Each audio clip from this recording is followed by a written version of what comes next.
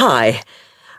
I'd like some information about joining the International Arts Society. That's no problem.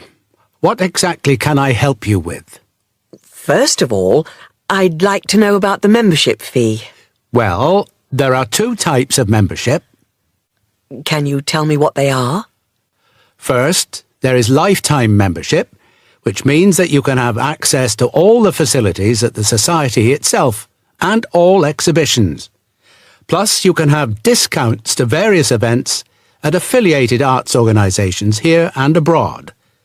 And on top of that, you can use the lifetime members' room. How much is that type of membership? Well, the lifetime membership fee is £1,537. OK. It's rather a lot to pay in one go. What about the other membership? The ordinary membership, that's £193 per year. That sounds a bit more reasonable.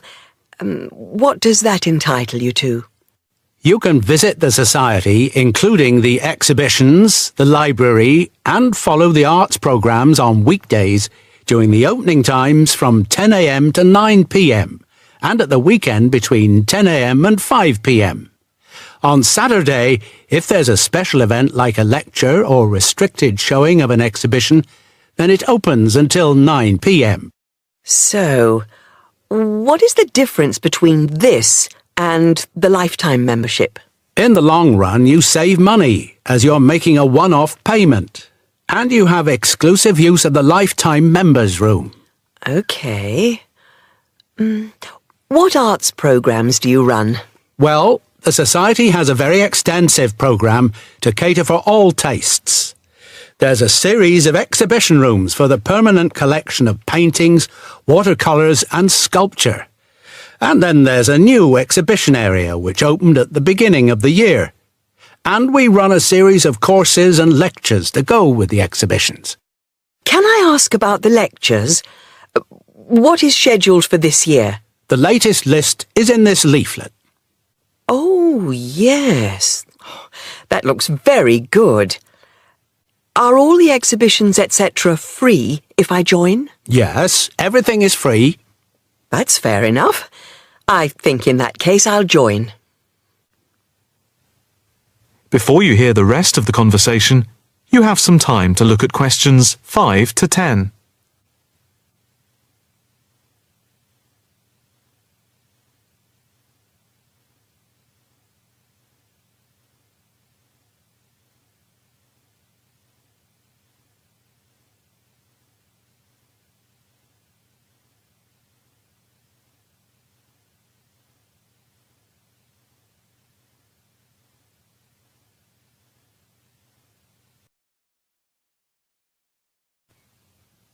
Now listen and answer questions 5 to 10. I just need to take your name, address and telephone number. First, your name. Margaret Rochester. I take it that's R-O-C-H-E-S-T-E-R? Yes, that's it. And the address? It's 55 Stone Avenue. OK. Avenue. And the postcode? Let's see. It's MA7 4PQ. And a daytime telephone number? Can I give you my work number? Yeah, that's fine. It's 0207 895 2220 and the extension is 6633. Can I pay by credit card? Yes, of course. Do you want to pay for the full year at one time or by monthly instalments? You pay £4 extra a month if you pay by instalments. OK. I think I'll pay by monthly instalments. Right. If you just complete this form, then we can set up the monthly payments. OK. If you just put your PIN number in the machine, I can deduct the first month's payment. Right. That's gone through. Here's your card. I now just need to take your photograph over here and then I can put it on your membership card. OK. That's it. I'll just print out your membership card. Right, here you are. Thank you. By the way, can I bring any friends to the Society exhibitions and lectures? With the ordinary membership, we can issue a day pass once a fortnight, which allows you to bring a friend in. But you have to accompany them. Thank you. Can I go in now? Yes. You just swipe your card here. That is the end of section 1. You now have half a minute to check your answers.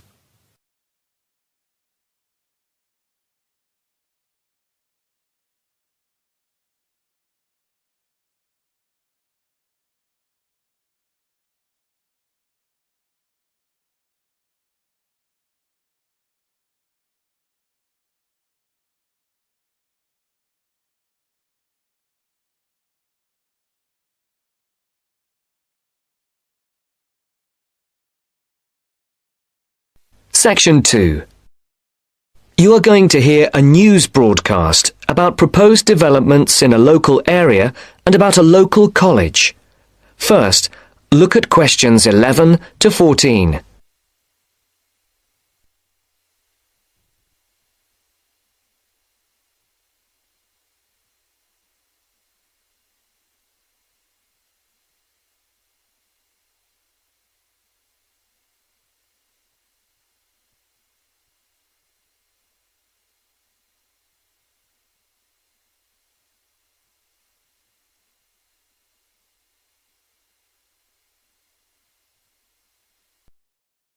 Now listen carefully and answer questions 11 to 14.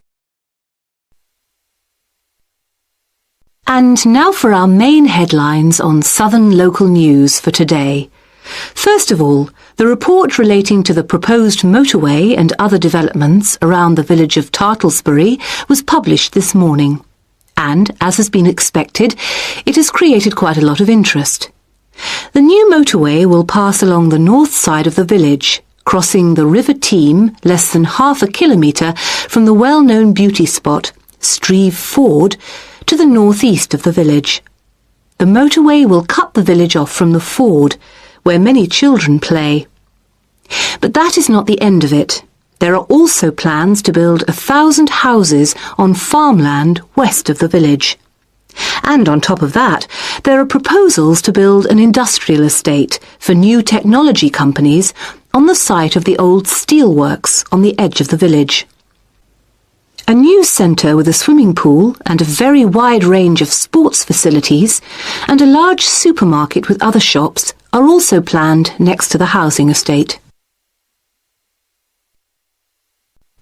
Before the broadcast continues, look at questions 15 to 20.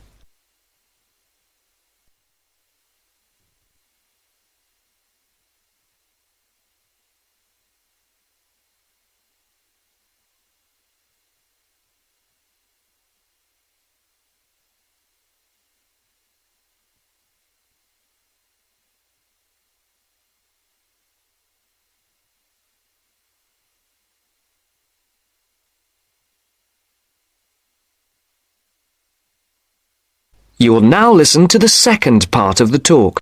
Now listen carefully and answer questions 15 to 20. Mr. Jones, a local farmer we spoke to early today, is strongly against the plans. But the local council is pushing for them to be adopted in full. They say that new housing is needed in the area and that it is an opportunity to take advantage of government grants for setting up new technology developments. The Mayor, Mr. Funn, says, "We must make every effort to do our part for the economy of the country and for the local people. This is a golden opportunity to put Tartlesbury on the map." Reactions to Mr. Funn's comments have been quick to come. Surprisingly, when we contacted the spokesman of the local conservation group, he was very much for the planned developments. But not all the local groups support the scheme. And, unlike the Mayor, the local MP, Mrs. Wright, is very much against the planned developments. Mr. Khan, a local shopkeeper, had this to say: "People are absolutely horrified at what is being proposed here. This is just a chance for some people to make money quickly. But I can assure you that if they think that local people are going to be a walkover, they have another think coming. Of course, we welcome the jobs that the new technology park will bring, but we feel that the large increase in housing and the proposed motorway will destroy the character of the area." I think this is a debate that is going to run on for quite some time, and we here on Local News will keep you informed. And now for something quite different. This year's exam results have just come out, and there are a lot of happy faces out there.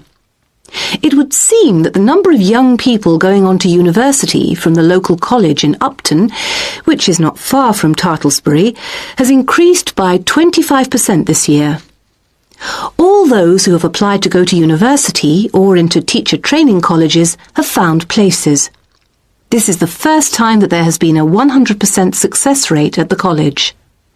We spoke earlier to the principal of the college, who said she was very proud of all those who had achieved their aims, and she wished them every success in the future. There will be another news bulletin at 11 p.m. And for now, it's back to more music from around the world. That's the end of section 2.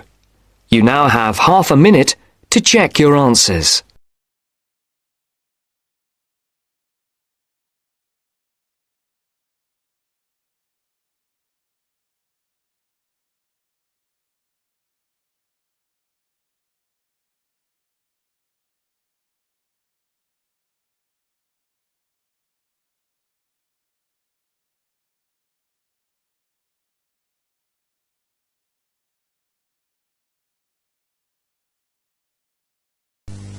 Now turn to Section 3. Section 3. In this section, you will hear a discussion about a system of writing for the blind known as Braille. First, look at questions 21 to 23.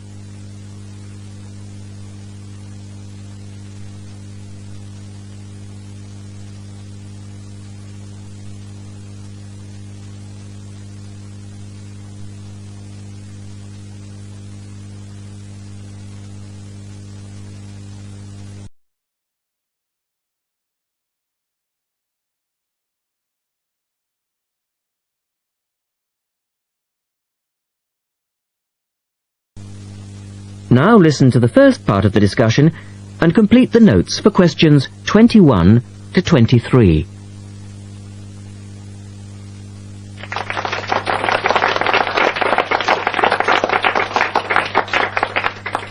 We're very pleased to welcome to our special interest group today Dr. Linda Graycar, who is from the City Institute for the Blind. Linda is going to talk to us about the system of writing for the blind known as Braille. Linda, welcome. Thank you. Now, we'd like to keep this session pretty informal, and I know Linda won't mind if members of the group want to ask questions as we go along. Well, let's start with an obvious one. What is Braille, and where does it get its name from? Well, as you said, Braille is a system of writing used by and for people who cannot see. It gets its name from the man who invented it, the Frenchman Louis Braille, who lived in the early 19th century. Was Louis Braille actually blind himself? Well, he wasn't born blind, but he lost his sight at the age of 3 as the result of an accident in his father's workshop.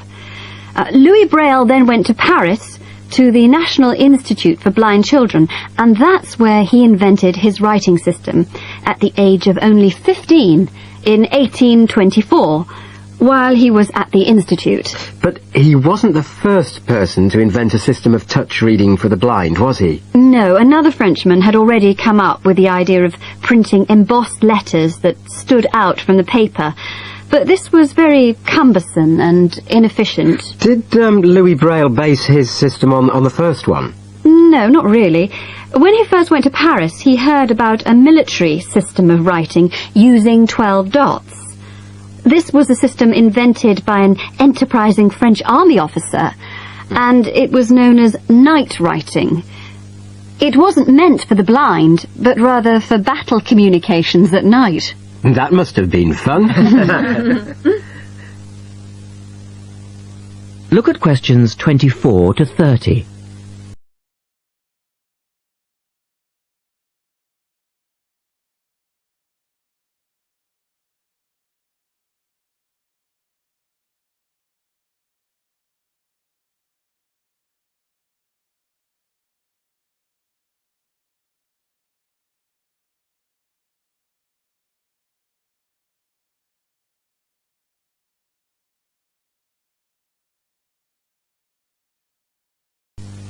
Listen carefully and answer questions 24 to 30.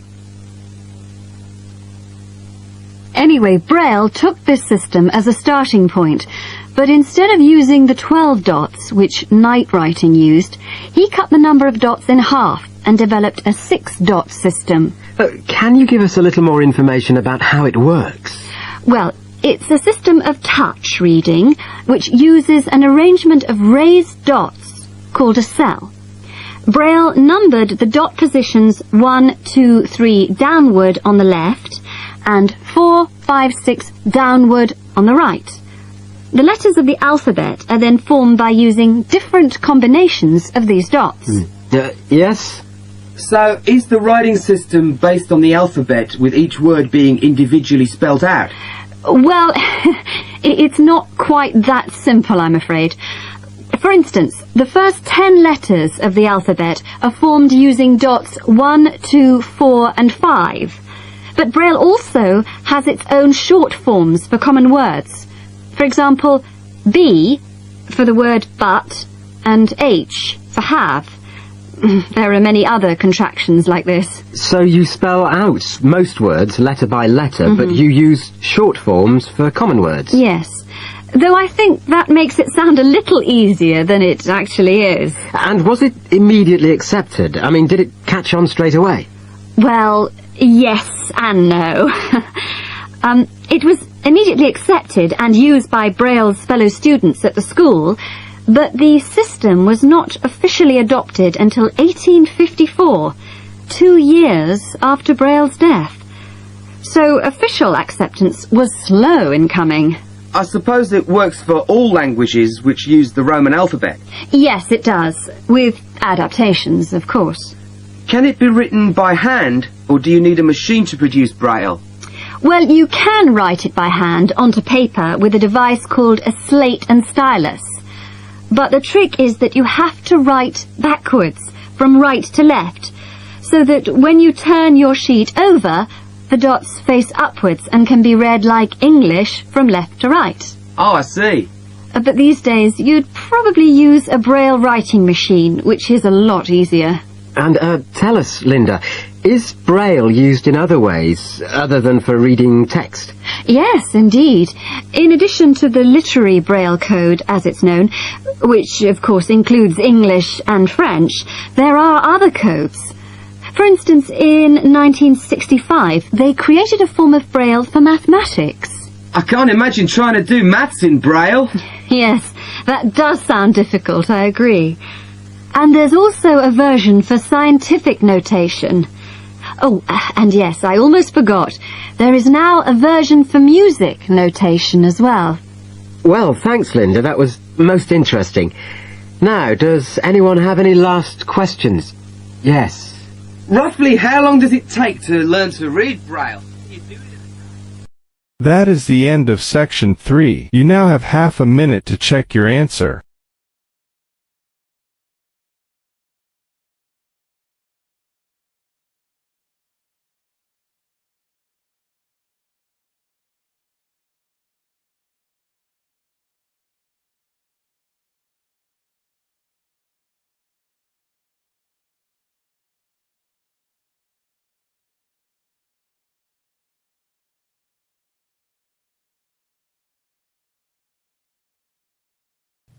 Section 4. You'll hear a lecturer talking to students about sport in Ireland. First, you have some time to look at questions 31 to 33.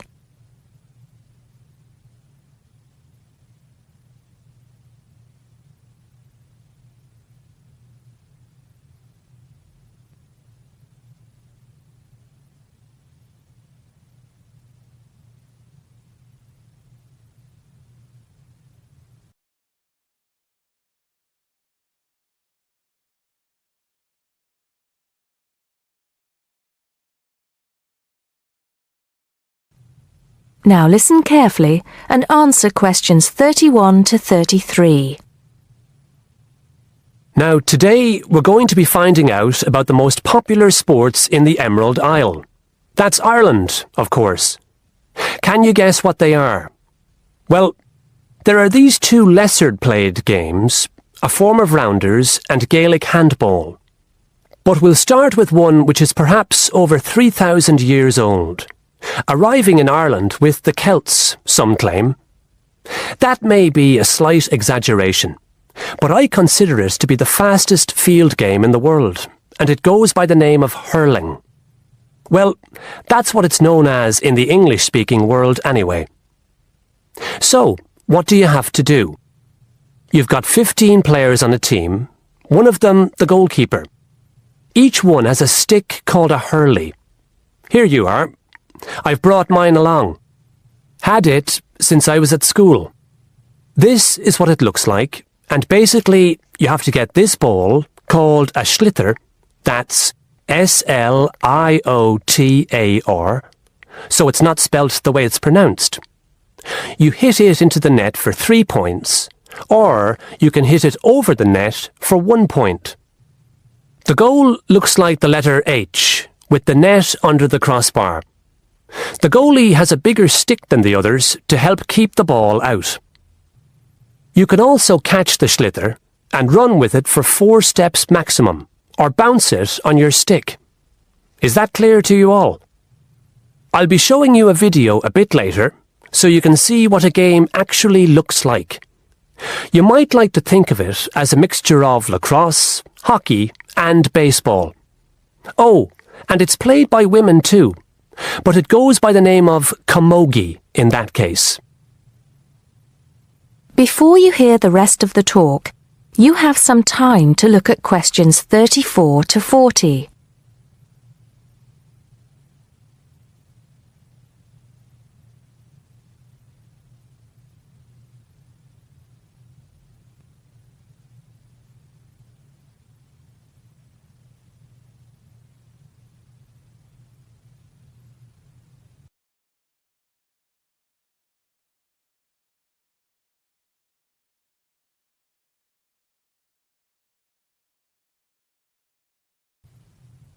Now listen and answer questions 34 to 40.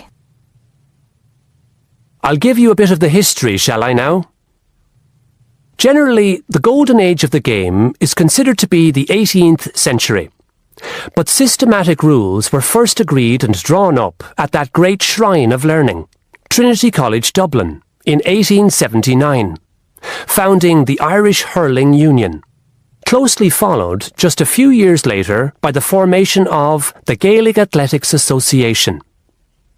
With greater organisation last century, the All-Ireland Hurling Championship got off to a flying start, and I'm proud to say that my own native city of Cork has won more than 20 titles over the years. But then, so have Kilkenny and Tipperary. Is it only played in Ireland? No. Well, it is the only country with a national team at the moment, but you may be surprised to discover there are hurling clubs in London, as well as in America and Argentina, to name just a few. The other game I'd like to take a little time to introduce you to is Gaelic football, which is played on the same pitch as hurling with the same number of players, but there's no net. You just have to get the ball over your opponent's goalposts. And you can do that by kicking or punching the ball.